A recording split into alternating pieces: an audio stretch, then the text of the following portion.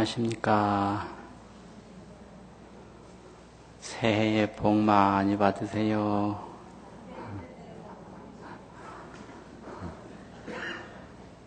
오늘 제가 좀 늦었나요? 오늘 말씀은 삶과 기쁨에 대해서 말씀을 드리겠습니다.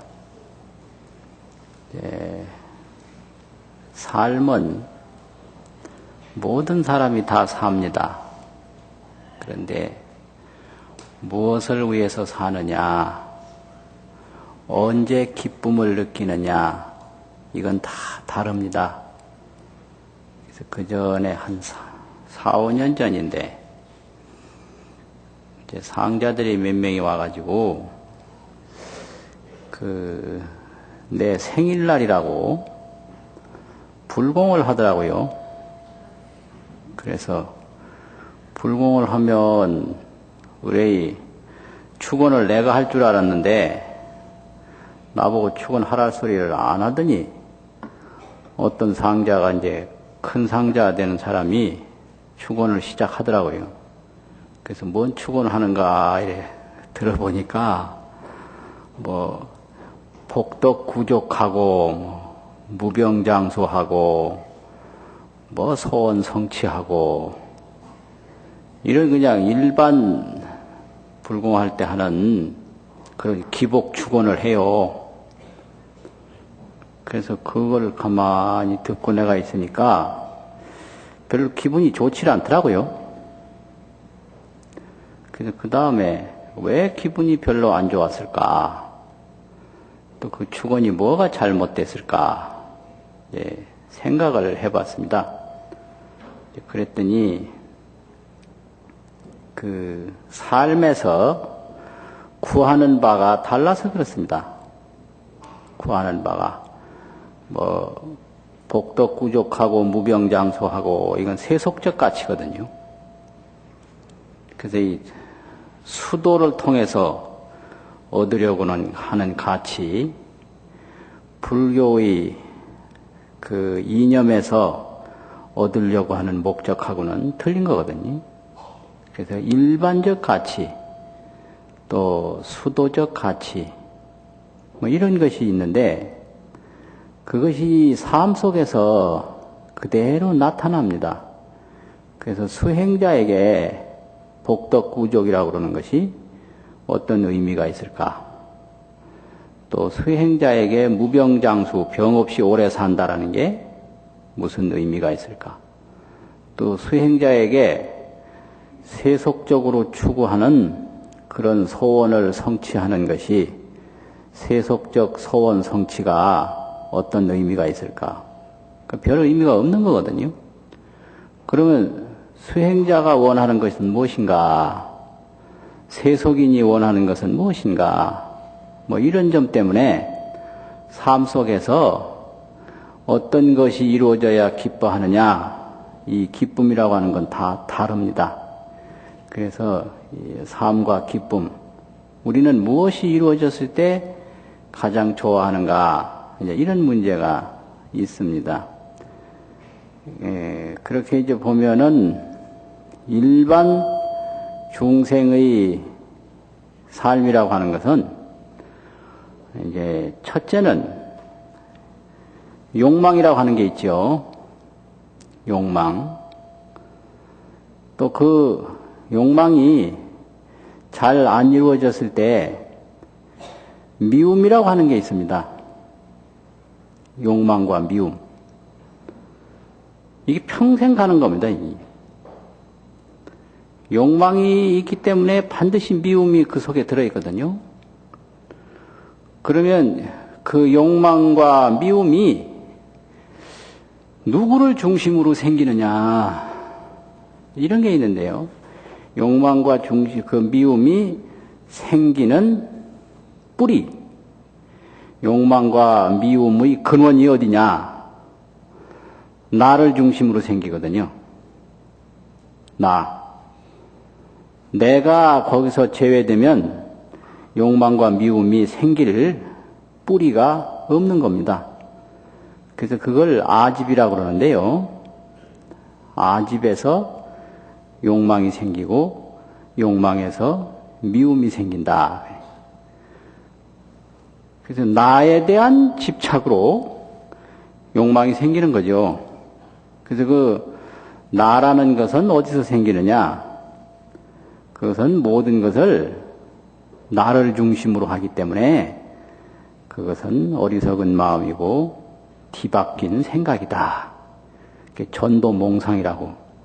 이걸 아주 근본적인 지혜를 방해하는데 독소가 되고 행복을 방해하는 독소가 되고 평화를 방해하는 독소가 된다고 그래서 중생의 탐진치 삼독이라고 그래요.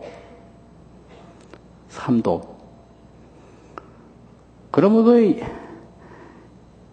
나를 중심으로 생긴다. 이거 아주 굉장히 중요한 건데요. 근데 우리는 어디서 배우지 않아도 저절로 나한테 있는 거는 있다고 생각하고 나한테 없는 건 없다고 생각해요. 이건 완전히 잘못된 생각이거든요. 나한테 있든 없든 이 세상에 있기는 있는 거거든요. 내한테 없으면 없는 게 아니라 내한테 없어도 이 세상에 있는 건 있는 거예요. 또 내가 살아야 세상이 있다고 생각하고 내가 죽으면 세상도 없다고 생각해요. 이거 완전히 잘못된 거거든요. 그리고 내 마음대로 해야만 된다고 생각해요. 이게 전부 아집에 근거한 잘못된 생각이거든요. 이게 이제 바로 어리석은 마음이다 이거죠. 그래서 실제로는 내가 이 세상에서 나의 힘으로 살아가는 게 하나도 없고 전부 다른 데에 의존해서 전부가 의존해서 사는 건데 내 마음대로 내 힘으로 살아간다고 또 생각을 해요. 이게 또한 아집심입니다. 나에 의해서 살아가는 건 실제로 아무것도 없습니다. 내가 이런 옷을 입는데 이거 내가 만든 거 하나도 없거든요. 누군가가 만들어주고 또 이거를 입도록 그 운반도 해주고 여러 가지 재봉도 해주고 그런 거죠. 내가 먹는 것도 내가 만든 건 하나도 없는 겁니다. 이 세상에. 매일같이 먹는 거 물을 마신다든지 밥을 먹는다든지 뭐 과일을 먹는다든지 채소를 먹는다든지 내가 만든 거 없거든요. 다 다른 이가 다른 곳으로부터 온 거예요. 그리고 내가 다니는 길도 내가 닦은 거 하나도 없고 다른 사람이 다 닦은 거예요. 자동차도 그렇고 뭐 전철도 그렇고 하여튼 다른 사람의 도움에 의존하지 않고는 한날 1분 1초도 살 수가 없는 겁니다. 그런데 이것에 대한 깨우침이 전혀 없어요. 내가 간다고 마음먹으면 가는 줄 알거든요. 천면의 말씀이에요. 길이 있어야 가고 또 앞사람이 운전을 잘 해줘야 내가 가지 앞사람이 운전 잘못해서 꽉 막아놓으면 못 갑니다. 갈 수가 없는 거예요. 그리고 기름 넣는 사람이 기름 넣어줘야 하고 기름을 또 넣을 수 있도록 저 멀리에서 누군가가 여기다 운반해줘야 되고 실제로 이 몸도 다 부모가 물려줬기 때문에 이게 있는 거지 부모가 물려주지 않으면 있을 수가 없는 거예요. 이렇게 보면 이 세상에 나라고 하는 것은 다 하늘에 의존하고 땅에 의존하고 사람에 의존하고 자연에 의존하고 전부 의존해서 살아가는 존재지 내가 주인이 돼서 살아가는 건 없다. 그래서 인간은 여러 곳에 의존해서 잠시 동안 여기에 머물러 있는 나그네고 방문객인데 인간이 방문객이라고 하는 생각은 전혀 하지 못하고 내 마음대로 세상이 되는 것처럼 나는 죽어도 뭐 세상은 안 죽는다 이게 아니고 세상은 다 죽어도 나는 안 죽는다. 이런 아집주의적 잘못된 생각을 가지고 있는데 이건 완전히 허상이고 착각이고 무지죠. 나에 대한 무지, 나를 생존하게 되는 것에 대한 무지. 이렇게 이 무지에 근거해서 얼토당토한 욕망이 생기는 거예요. 그래서 내가 하라면 해야 되는 걸로 알고 내가 원하는 건 있어야 되는 걸로 알고 완전 이게 욕망이거든요. 그래서 어떤 욕망이든지 욕망은 무지에 근거하고 있습니다. 욕망의 뿌리는 무지다. 이런 거거든요. 그 무지는 나는 인정하는데 다른 것은 인정하지 않는 근본적인 모순을 가지고 있는 게 또 무지입니다. 근데 애들도 그렇더라고요. 이상하게. 어디서 조그마한 아이 뭐 5살이나 몇 살 먹은 애를 만났는데 만나자마자 왜 머리 없느냐고 나를 보고 이거 자꾸 물어요. 왜 없느냐고 그래요. 깎아서 없다. 아, 왜 나는 안 깎았는데 왜 깎았느냐고. 그러니까 저는 머리 안 깎아서 머리 있는 것만 인정하고 나는 깎아서 머리 없는 걸 인정을 안 해요. 이 아이가. 그거 참 아주 미치겠더라고요. 저만 인정하고 나는 인정하지 않아요. 어디서 그런 걸 배웠는지 태어나자마자 상대를 인정하지 않는 그런 무지를 가지고 태어나더라고요. 이걸 어려운 말로는 구생번뇌라고 합니다. 구생이라는 건 함께 났다, 함께 태어난 번뇌, 함께 구자가 있거든요. 배운 번뇌가 아니라 태어날 때 함께 가지고 태어난 번뇌예요. 그게 바로 아집주의적 사고방식이거든요. 내한테 있는 것만 있는 거지 내한테 없는 거 없는 거예요. 내가 살아야 우주가 있는 거지 내가 죽으면 우주가 없는 거예요. 그리고 또 노인들 보면 대한민국의 시계가 당신 중심으로 돌아가는 줄 아는 노인이 있어요. 참 이게 답답한 노인들 많아요.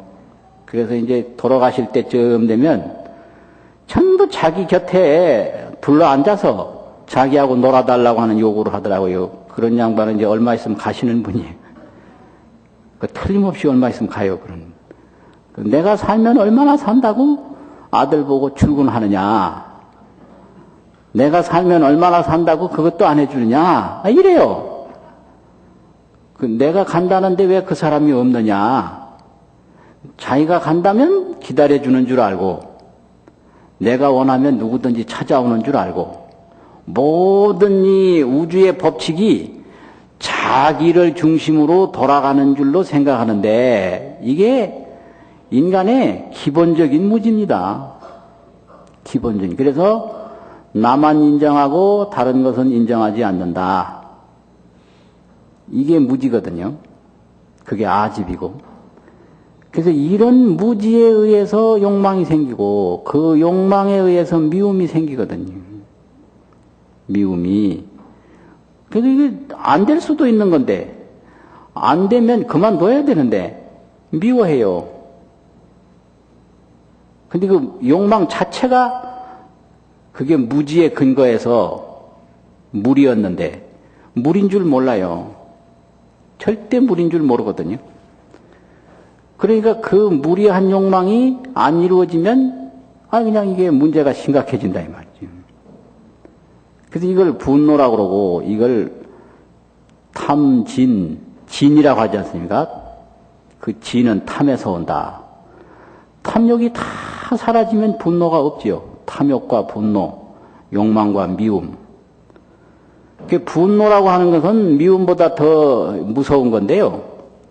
미움은 밉기는 해도 그래도 함께 머물려는 생각을 하는 게 미움입니다. 미움이라는 건 밉다 그러잖아요. 요새는 그런 노래가 안 불러지더라고. 미워 이런 거. 왜 그런 노래 안 부르는지 모르겠어요. 미워도 다시 한번 이런 것도 요새 안 하고 밉기는 해도 인정하는 거예요. 같이 살 수 있는 동반자로. 그런데 이 분노라는 건 완전히 없애려고 하는 마음이거든요. 완전히. 그게 분노입니다. 분노는 미움은 상대를 소멸시키려고는 안 하는데 분노는 완전히 소멸시켜버리려고 그래요. 그러면 이 세상에 실제 살아가는 것은 보이든 안 보이든 여러 사람의 도움에 의해서 내가 사는 건데 그 여러 사람의 도움을 전혀 인정하지 않고 자기 중심으로 욕망을 계속 일으키면서 그게 이제 안 되니까 계속 미움과 분노, 원망 이거에 그냥 건강이 소멸되고 행복이 소멸되고 나날이 소멸돼서 그런 것을 불행이라 이러거든요.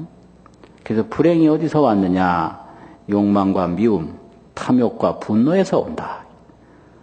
그러면 그런 것은 어디서 기초했느냐? 아집의 무지, 자기에 집착하는 무지에서 그런 게 오지요. 그러면 이런 것이 중생심의 기본인데 이런 중생심을 가진 삶은 언제 기쁨을 느끼는가? 욕망이 이루어졌을 때 기쁨을 느끼거든요. 그걸 쾌락이라고 합니다. 욕망이 이루어진 기쁨은 쾌락이다. 이게 쾌락. 그러니까 내가 먹고 싶은 걸 먹었을 때 기쁘거든요. 그게 쾌락이죠. 하고 싶은 걸 했을 때 그게 쾌락이고 가고 싶은데 갔을 때 그게 쾌락이에요. 근데 그 욕망이 저지당하면 그건 고통이거든요. 그런데 욕망이 이루어지는 것보다 안 이루어지는 게 상당히 많아요. 그래서 인간은 쾌락보다 고통이 더 많은 겁니다, 사실상. 그래서 쾌락과 고통, 고통과 쾌락. 이걸 이제 반복하다가 인생이 끝나는 거거든요. 이게 중생에 살아가는 형태입니다. 그러면 이제 이걸 어떻게 해야 되는가? 여기서 행복을 얻어야 되는데요. 쾌락과 행복은 전혀 다른 건데 많은 사람들이 같은 걸로 보더라고요. 그래서 사회 덕담 중에 몇 가지가 있는데 복 많이 받으세요. 이건 총체적인 거고 좀 이제 구체적으로 얘기를 하면 부자 되세요. 이런 게 있거든요. 여러분 그거 좋아하십니까? 새해에 부자 되세요. 근데 그 너무 솔직해서 그런지 잘 안 하더라고요, 보니까. 그래서 가끔 여러 사람하고 토론을 해봐도 사회 덕담 중에 구체적으로 새해에 부자 되세요. 이거 하나, 이거. 새해에 건강하세요. 또, 그 다음에는 새해에 행복하세요. 있는데, 건강하세요. 이거 좋아하고, 복지기관에 있는 사람들이 주로 행복하세요. 이런 걸 좋아하더라고요. 일반적인 사회인들은 건강하세요. 이걸 좋아해요. 그럼 부자 안 좋아하냐? 그러니까 좋긴 좋지요. 그런데 행복하면 되는 거 아닙니까? 그래, 행복이 뭐냐 하니까 뭐 원하는 대로 되고, 그건 쾌락이다. 행복이 아니다. 그럼 행복은 어떤 거냐? 만족인데, 만족이라고 하는 것은 가난할 때도 만족할 수 있고, 부자로 있을 때도 만족할 수 있고, 살 때도 만족할 수 있고, 심지어는 부처님은 돌아가시는 순간에도 만족했다. 그게 열반이다. 그러니까 몸이 편안할 때도 만족하지만 몸이 아플 때도 만족하다. 이게 아픈 게 이게 얼마나 중요한지 아느냐. 모든 병은 아픔을 모르는 증상에서 생깁니다. 암이라는 게요. 왜 중요하냐면 아픔을 모르는 거예요. 아픔을 알면 치료할 수가 있는데요. 아픔을 모르면 치료가 불가능한 거예요. 그래서 처음에 병이 생기려고 할 때부터 통증이 있으면 그거 고칠 수 있어요. 근데 통증이 없는 병은 못 고치는 거거든요. 그래서 나병 환자에 대해서 연구를 했는데 나병이 왜 심각하냐? 나병이 이런 몸소 찾아오면 아픔을 모르기 때문에 이걸 자기 몸으로 생각이 안 든다는 겁니다. 그래서 망가진대요. 이게 이제 통증이 없으니까 전혀 이게 자기 몸으로 생각이 안 들어서 보호를 않는데요. 그리고 심지어는 저 불 속에 있는 걸 꺼낸대요. 이렇게. 불 속에 있는 거를 아프지 않으니까 못 고치는 거예요. 그래서 통증이 있으면 반드시 보호될 수가 있는데 통증이 없는 병은 보호될 수가 없다. 그러니까 내가 아픔을 느낀다는 것 자체는 그게 완전히 살아있다는 증거이기 때문에 이게 소중한 겁니다. 아픔을 미워할 게 아니라 아픔을 느끼지 못하는 데서 모든 이 질병의 심각성이 있다. 이러니까 아, 내가 건강하구나. 이렇게 생각해야 돼요. 그런데 반대로 아프지 않고 죽었으면 좋겠다. 이거 잘못된 생각이에요. 그 죽음에도 행복이 있는데 아프지 않고 죽으면 죽음의 행복을 모르는 거거든요. 이게 굉장히 중요한 겁니다. 그래서 몰라요, 이런 거를. 그러니까 이 세상에는 무엇보다도 인식이 중요하다. 인식. 자기가 알아차려야 되는데 못 알아차리는 거예요. 아픔을 알아차렸을 때 개선할 수가 있는데 아픔을 못 알아차릴 때 그 병은 못 고친다 이 말이죠. 그러니까 지금 상당히 변하고 있는데 인식을 못하는 거죠. 인식을. 그래서 불교의 인과 같은 거 있지 않습니까? 인과라는 게 그대로인데 인식을 못해요. 그럼 인과가 뭐냐? 인과가 멀리 있는 게 아닙니다. 우리 몸에 있는 거예요. 몸에 어찌 있느냐? 우리 몸 있지 않습니까? 현재 몸. 이것이 태어나서 지금까지 계속 살아온 생활의 결과물이에요, 이게. 몸이라는 게. 내가 무엇을 먹은 결과물, 내가 어떻게 행동했느냐 하는 결과물, 어떻게 잠을 잤느냐, 어떻게 말을 했느냐의 결과물, 이 결과 덩어리가 이게 몸입니다. 그럼 지금까지 생활한 건 인이고요, 원인이고. 지금 나타난 이 몸은 결과예요. 이게 인과입니다. 그런데 이런 걸 전혀 의식하지 않고, 아, 부모가 나를 젊을 때 나서 건강하고, 늙을 때 나가지고 병이 많다. 우리 이제 막내쯤 되는 동생도 있는데요. 그런 얘기 하더라고요, 하루는. 아, 엄마가 나를 늦게 나서, 우리들은 병이 많고, 오빠는 엄마가 젊을 때 나가지고 건강하다고. 그래서 내 속으로, 참, 몰라도 너도 너무너무 모른다. 아, 어떻게 다 한 배 속에서 나왔는데 나는 이만큼 하냐. 그런 얘기를 했는데 그런 말을 하면 또 싫어할 거 아니에요. 그래서 이제 그런 말을 안 했는데 이게 잘못된 생각입니다. 그 어머니 아버지가 젊을 때 놔주고 늙을 때 놔주고 그게 문제가 아니라 얼마만큼 생활을 건강하게 하느냐. 여기에 달린 거예요. 체질이라는 게 없습니다. 체질은 1년에도 한 몇 번씩 바뀌거든요. 계속 매일같이 바뀌는 거예요. 이게 체질이라는 게. 그래서 건강하게 먹고 건강하게 활동하고 건강하게 휴식하고 건강하게 생각하고 그러면 건강한 거지 생활을 떠나서 몸이 없다 이거죠. 그래서 이 몸이 무엇인가 지금까지 내가 생활한 그 결과다. 이렇게 보는 거죠. 어떤 사람은 뚱뚱하다고 그래서 나는 먹지도 않는데 뚱뚱하다고. 새빨간 거짓말이에요. 안 먹었는데 어디서 옵니까 그게. 그렇게 거짓말을 할 수가 있어요. 많이 먹고 많이 자니까 뚱뚱하지 적게 먹고 많이 움직이는데 어떻게 뚱뚱합니까? 그 말이 안 되는 거거든요.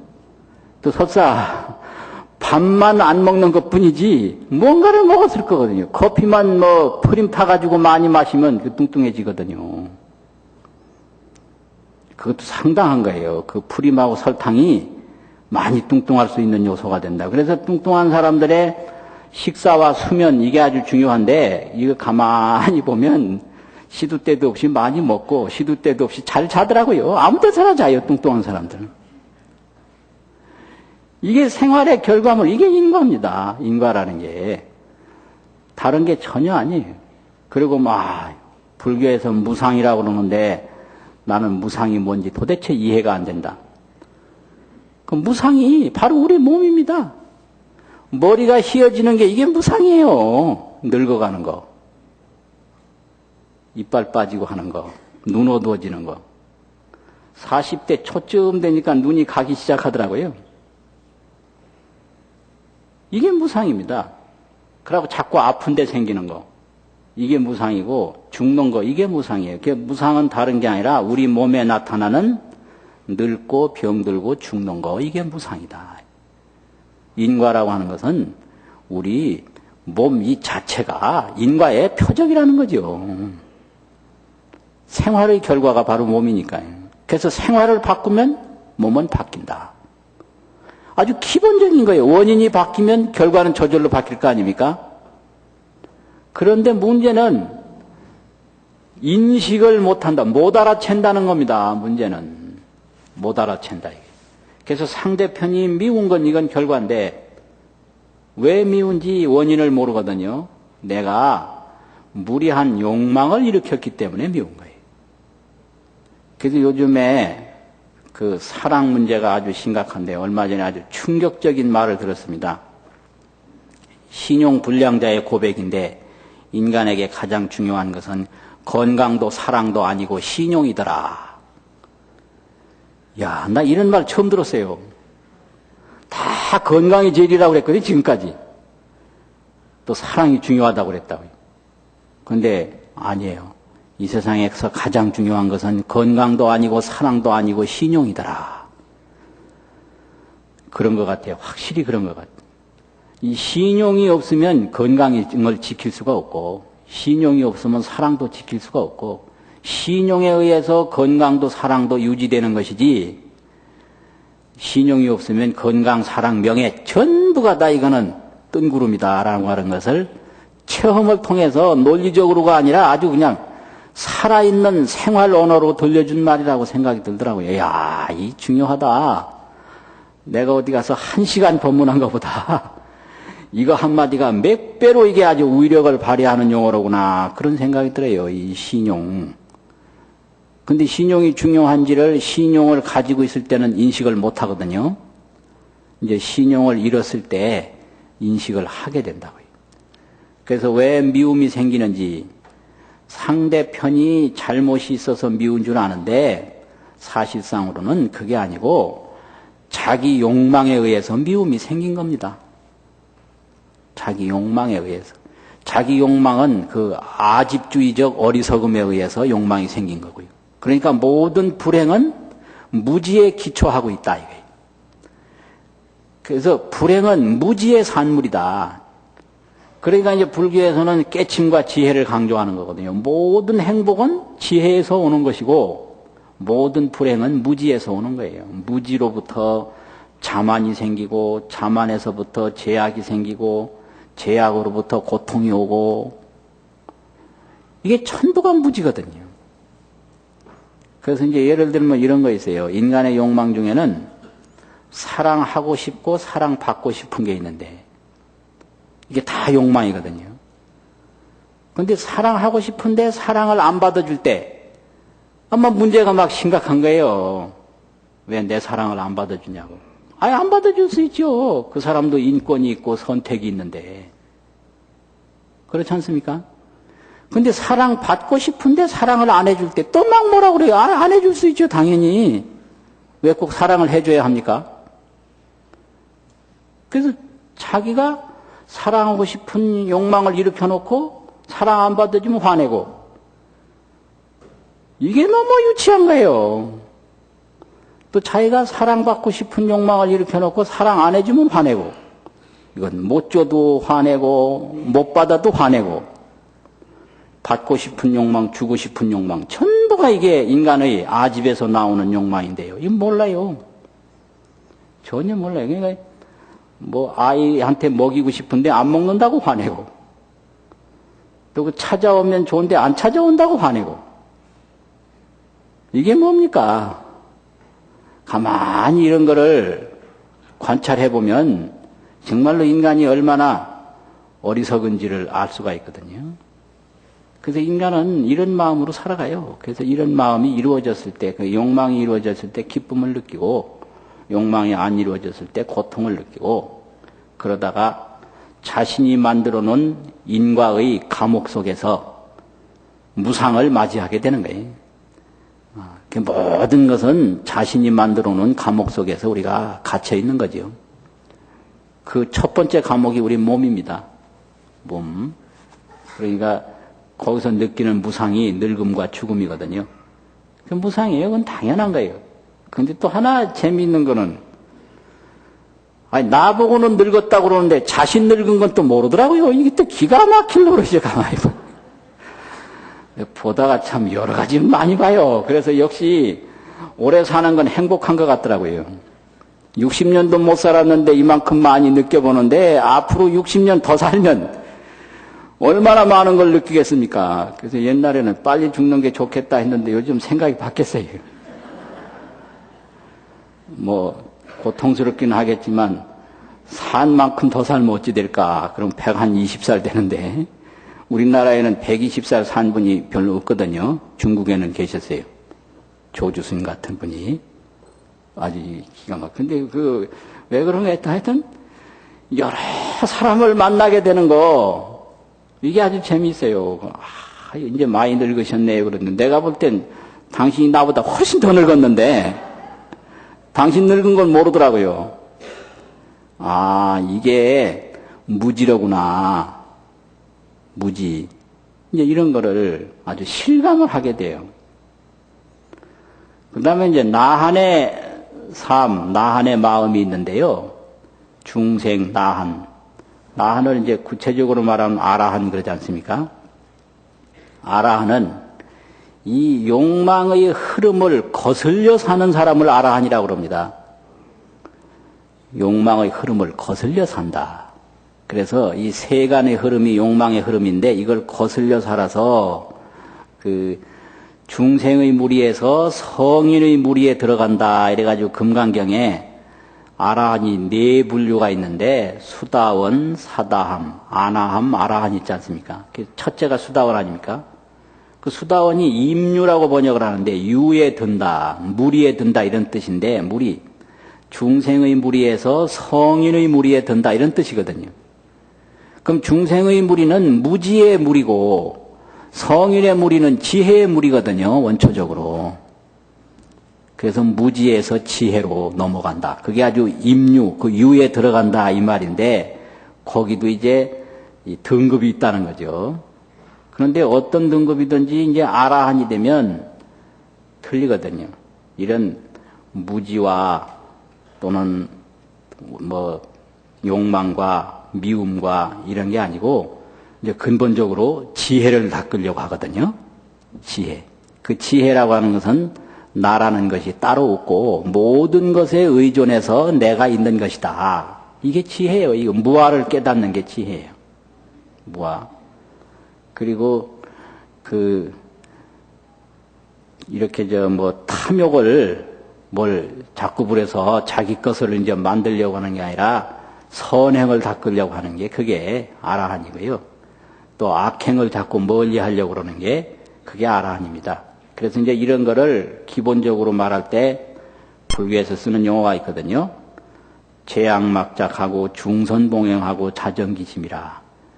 악을 멀리한다. 악이라고 하는 것은 다른 사람에게 고통을 주는 게 악이거든요.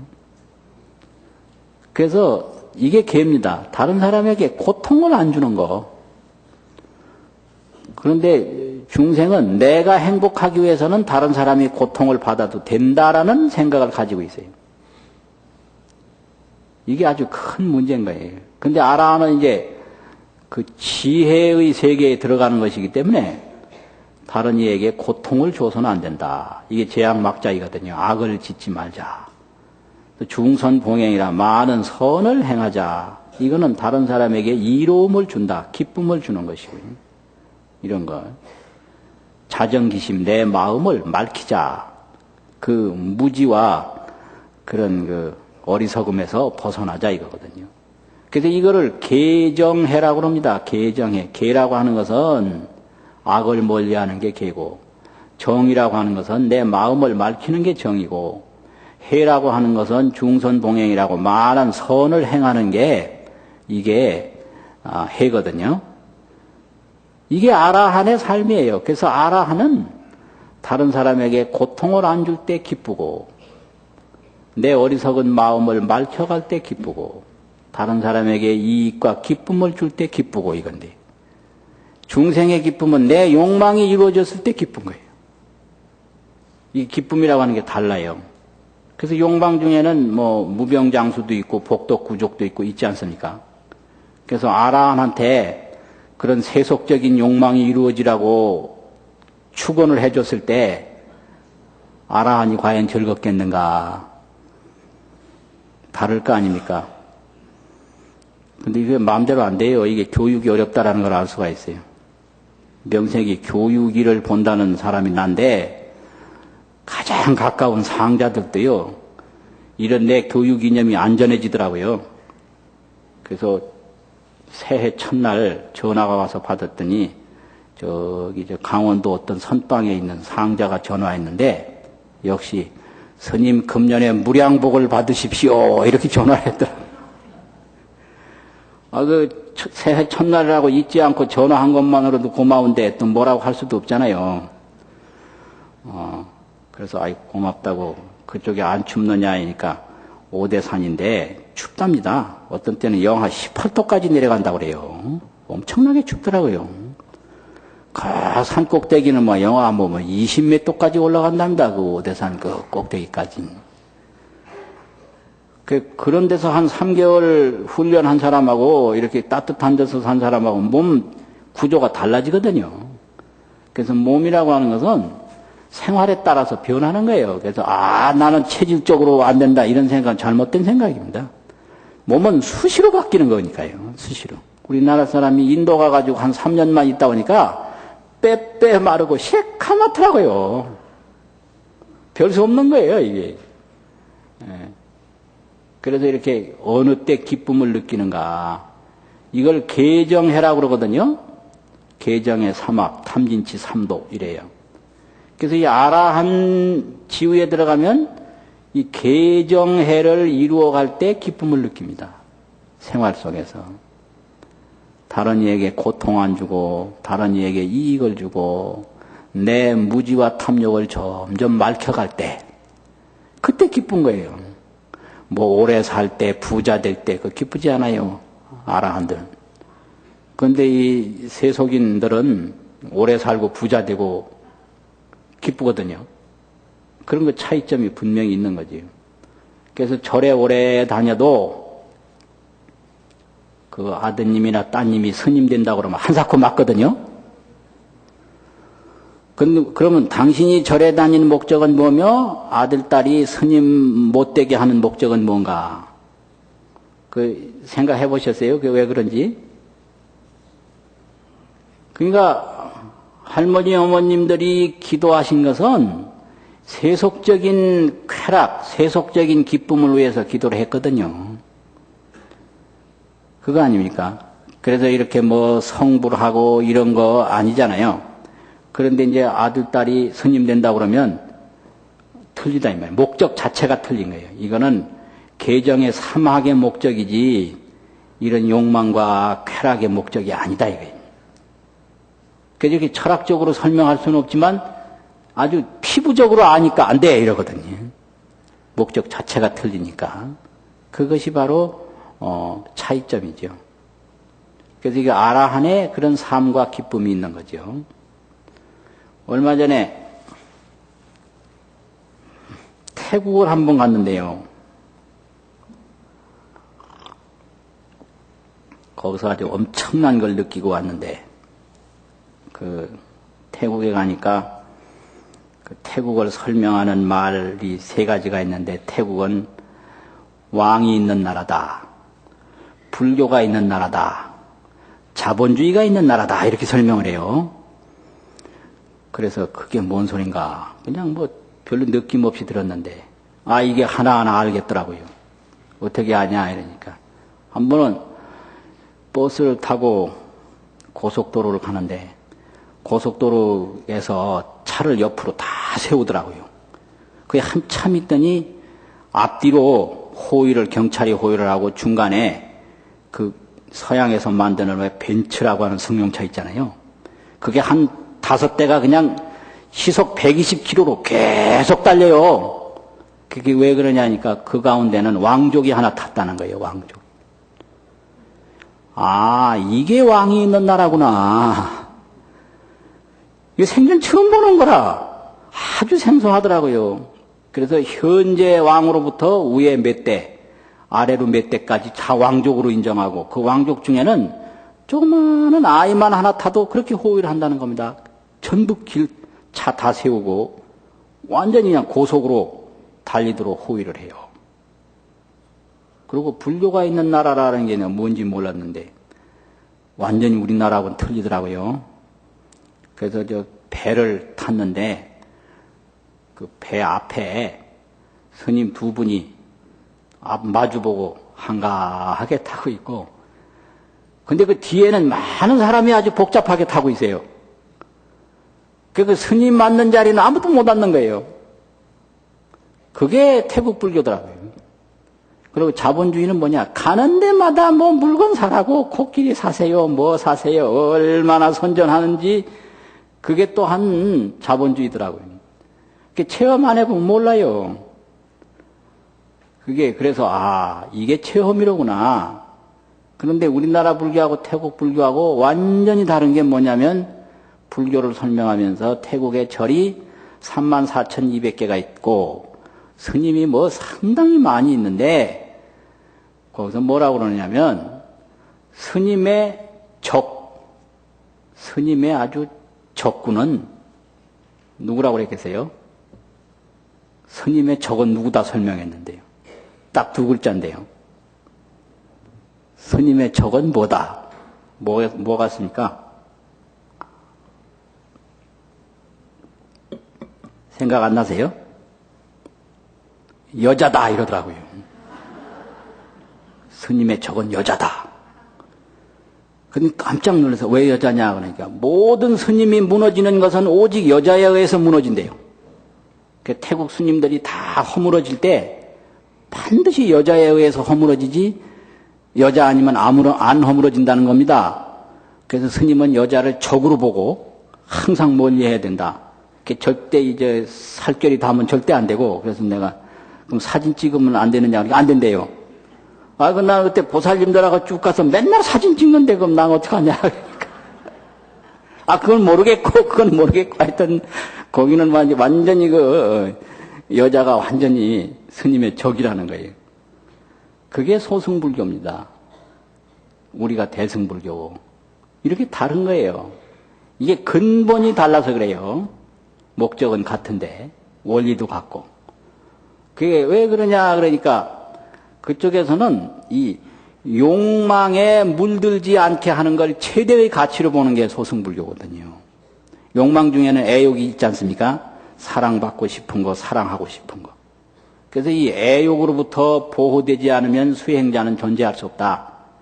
그게 애욕이 뭐니 해도 이성에 대한 욕구거든요. 그렇잖아요. 그러니까 스님이 무너지는 건 반드시 이성에 대한 애욕으로부터 무너지니까 그 애욕의 대상은 여자다. 그러니까 그것은 욕망으로부터 세속의 물들므로부터 보호하는 데 가치를 두니까 그렇게 해야만 당연한 겁니다. 그게 소승불교죠. 그래서 이게 참 대단한 거로구나. 그런데 우리 대승불교는 또 그게 아니거든요.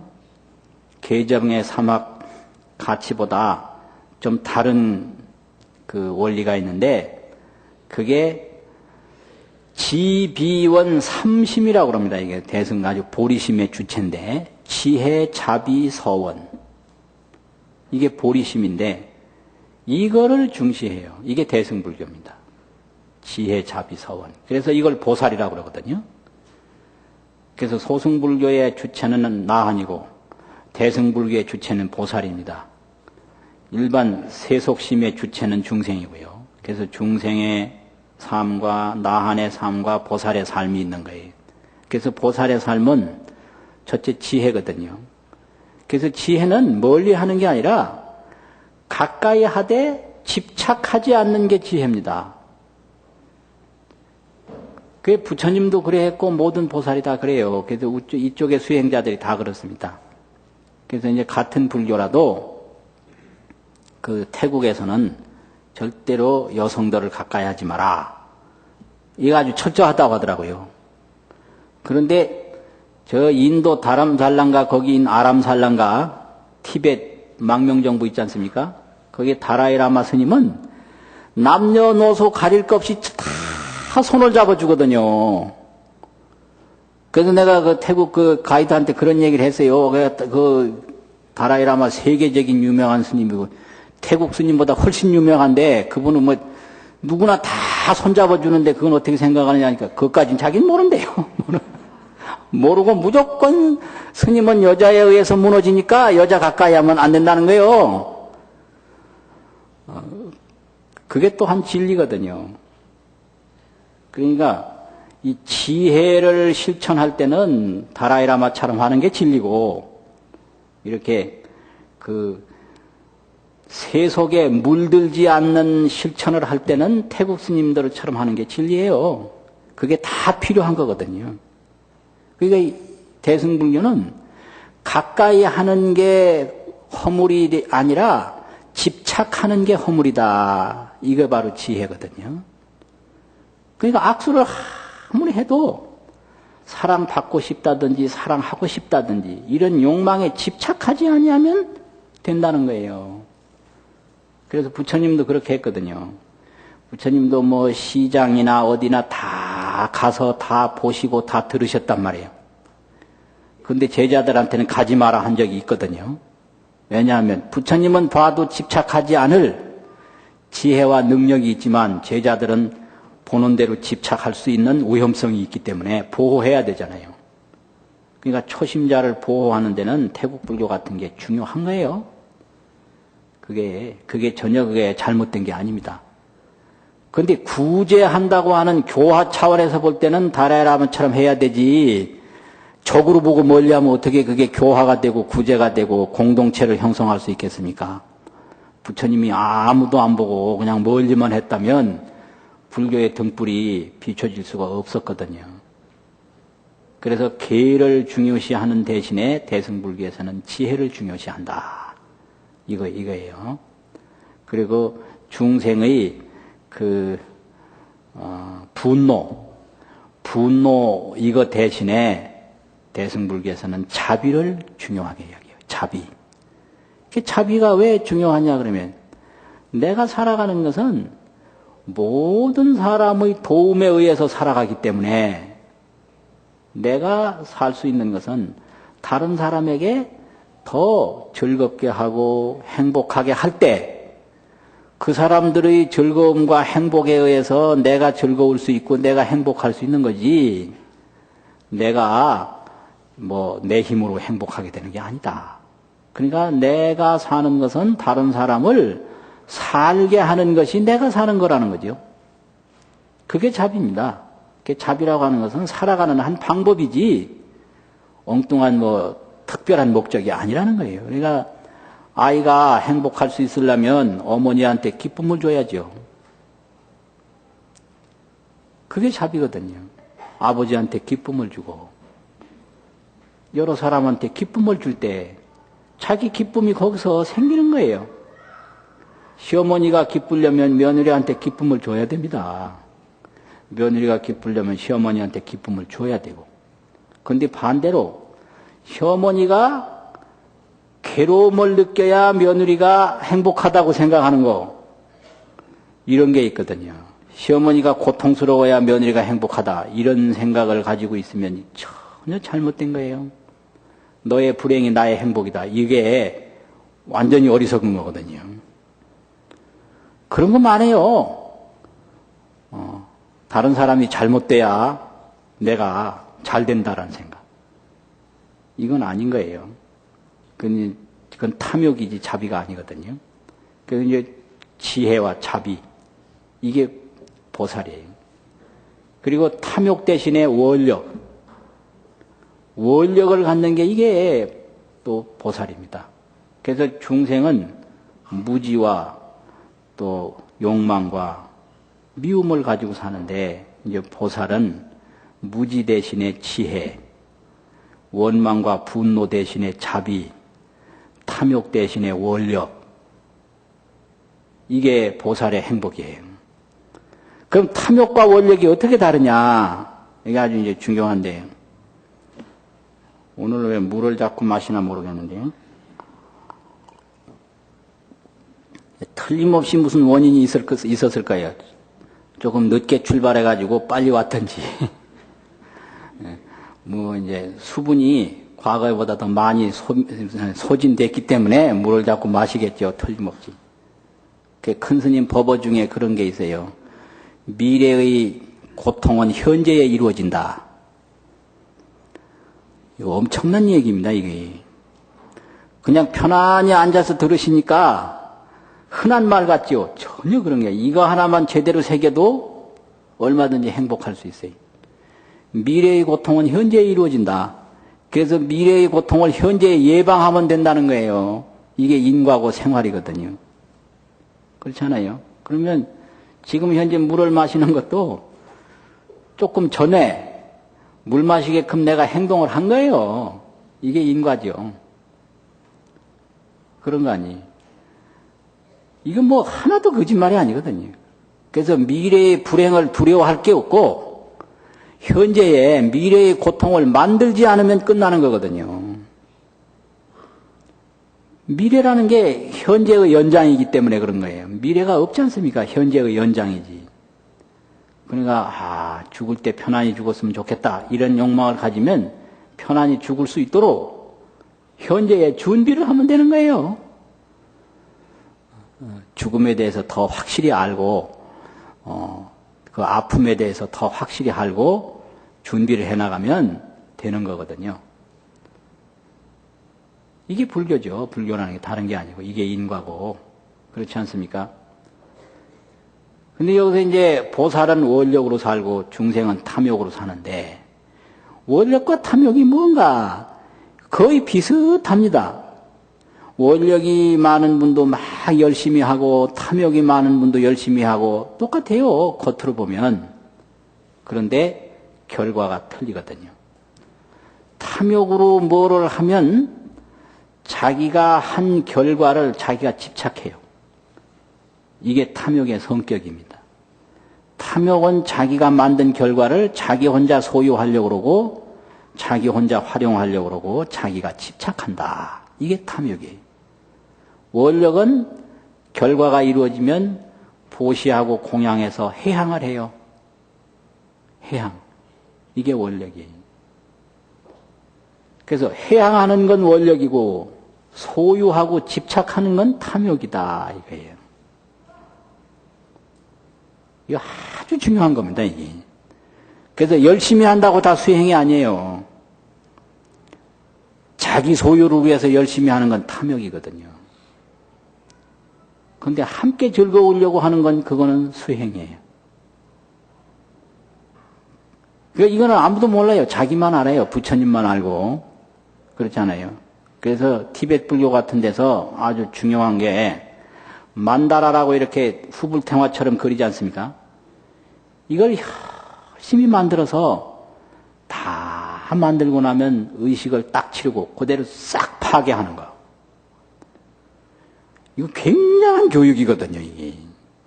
아무리 좋은 거라도 소유하면 고통이 생겨요. 해양해버려야 더 기쁨이 배로 많아진다고요. 그러니까 이건 도저히 자본주의적 사고방식 가지고는 이해가 안 되는 거예요. 이거를 다 같이 이게, 교환을 하면 얼마나 가치가 상승할 텐데, 왜 그러냐. 그런데 그분들의 가치는 물질적으로 많은 이익을 얻는 것보다 마음속에서 탐심을 덜어내는 게 더 중요하다. 이렇게 본 거예요. 그래서 아주 정성을 들여서 만들어가지고 일순간에 싹 파괴시킴으로 말미암아 탐욕으로부터 벗어날 수가 있다. 이런 그 가치가 있는 거거든요. 그래서 보살의 기쁨과 나한의 기쁨과 또 일반 중생의 기쁨은 달라요. 중생은 욕망이 이루어질 때 기쁘고 나한은 세속에 물들지 않을 때 기쁘고, 그러니까 세속에 물들지 않으려고 여자를 적으로 보고 항상 공격할 태세를 갖추고, 이게 중요해요. 그게 상당히 중요한 거예요. 그런데 보살은 무엇을 보나 무엇을 들으나 집착하지 않는 지혜를 가지고 또 다른 사람을 복되게 하는 것이 내가 살아가는 길이라고 하는 자비를 실천하고 항상 원력을 세워서 공덕을 닦은 다음에 결과가 이루어지면 보시하고 공양해서 해양을 하고, 이제 이럴 때 지비원 삼심을 이룩하는 것인데, 보살은 이렇게 지비원 삼심을 이룰 때 기쁘다는 거죠.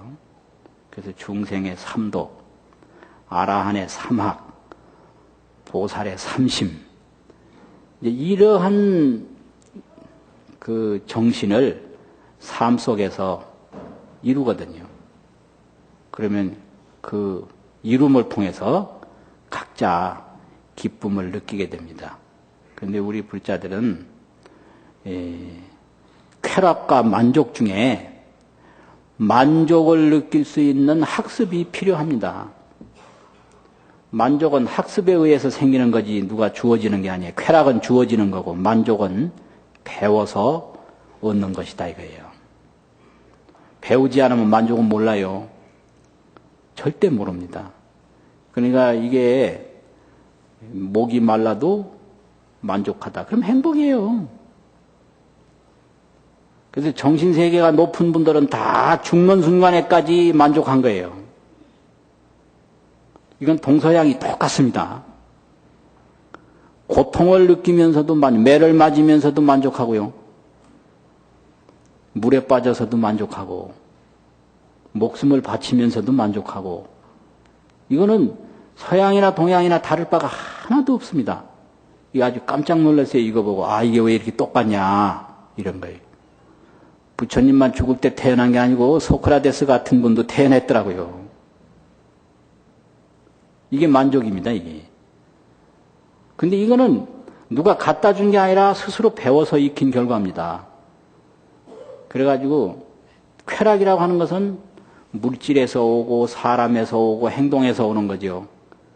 그런데 이 만족이라고 하는 것은 마음에서 오는 거기 때문에 마음의 훈련과 학습이 없으면 행복은 못 느끼는 거예요. 절대 느낄 수가 없어요. 그러니까 다른 사람이 내 뜻을 안 따라줘도 만족하고, 따라줘도 만족하고, 아이들이 말을 안 들어도 만족하고, 들어도 만족하고, 이게 도인이거든요. 그게 해탈이고 그게 열반이에요. 그래서 불교에서는 쾌락을 가르치는 것이 아니고 만족을 가르칩니다. 쾌락은 자고 싶을 때 자면 그게 쾌락이죠. 먹고 싶을 때 먹으면 쾌락이고, 만나고 싶을 때 만나면 쾌락이고, 헤어지고 싶을 때 헤어지면 쾌락이고, 그거 아닙니까? 근데 만족은 그런 게 아니에요. 언제나 부족함이 없을 때 그게 만족이거든요.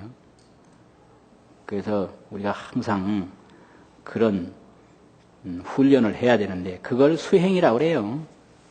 수행이라고 하는 것은 만족을 느낄 수 있는 힘을 기르는 것이다. 이게 수행입니다. 그래서 이제 행복을 이런 뜻으로 보고 만족으로 보고, 행복하세요 할 때 금년에 아주 만족을 느낄 줄 아는 사람이 되세요, 이런 뜻이 되겠습니다. 그래서 이제 새해에 부자 되세요. 이거 하려면 이제 염치가 좀 없나요? 염치가 조금 없는 거예요. 그래도 다 사람들이 염치는 다 있어요, 보면은. 부자 되세요 하면은 조금 부끄러운 듯 하더라고요. 그런데 건강하세요, 행복하세요 하면 다 좋아해요. 그러니까 새해 복 많이 받으세요. 또 새해 건강하세요. 새해 행복하세요. 이렇게 다 좋아하더라고요. 그래서 우리도 다 함께 이 세 가지로 금년 그 축원을 하고 마치도록 하는 게 어떨까요? 동의하십니까? 그러면 제가 먼저 할 테니까요. 여러분도 같이 해주세요. 첫 번째, 새해 복 많이 받으세요. 새해 건강하세요. 새해 행복하세요. 마치겠습니다.